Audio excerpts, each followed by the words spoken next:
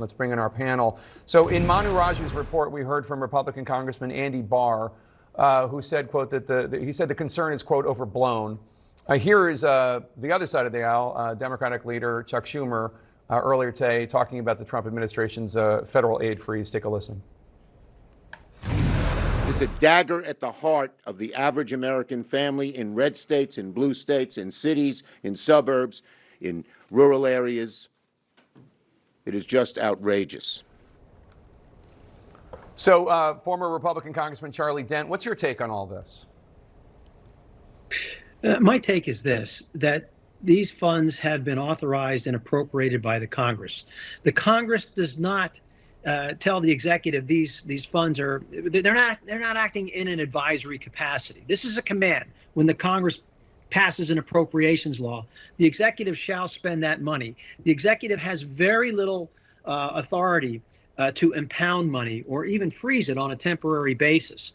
So I think that the Trump administration is in trouble. This action actually reminds me of the travel ban from the Trump one, where they issued an executive order, created mayhem at the airports, and it took a while to sort it all out. I feel like that's what's happening right now.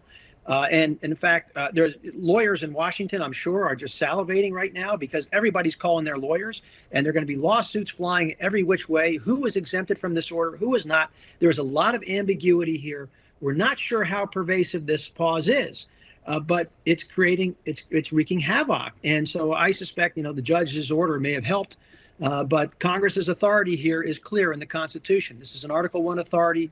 The president cannot impound funds. Bakari, you're an attorney. I don't know if you were listening to Stephen Miller earlier today, but he basically just said he doesn't think that it's constitutional for Congress to mandate that President Trump give a 30-day notice, as the law would require, before he fires inspectors general. And I'm wondering if you think that is emblematic of kind of the Trump administration's posture here. Just, we're going to do what we're going to do, and we'll see if anybody challenges. I think so. And I think whether or not you're looking at the firing of the inspector generals or this chaos caused by this governmental freeze, you're seeing that Stephen Miller is putting his thumbprint on, the future of what this country looks like. And Project 2025, which people talked about till they were blue in the face, is actually coming to fruition.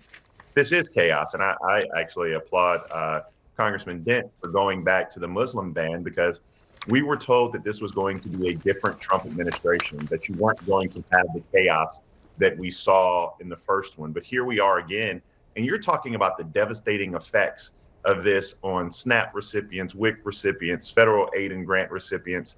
But Democrats apparently have been caught flat-footed, Jake, and that's the most disappointing thing.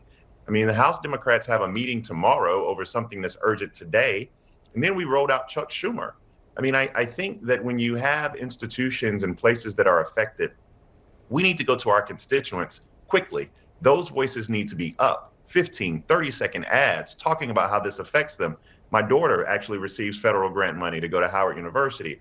Benedict College, right down the street, 95% of their $65 million budget is from federal grant and aid money. The uncertainty, old folk who can't get Meals on Wheels, we don't need to hear from Chuck Schumer. We need to hear from people who are actually affected. And it's just malpractice that Democrats suck at this so bad that we're allowing Donald Trump and Stephen Miller to run roughshod on what our government looks like, and people are learning the wrong lessons from what happened November 5th. Bakari, Congressman Dent, good to see both of you. Thank you so much. Coming up, the chilling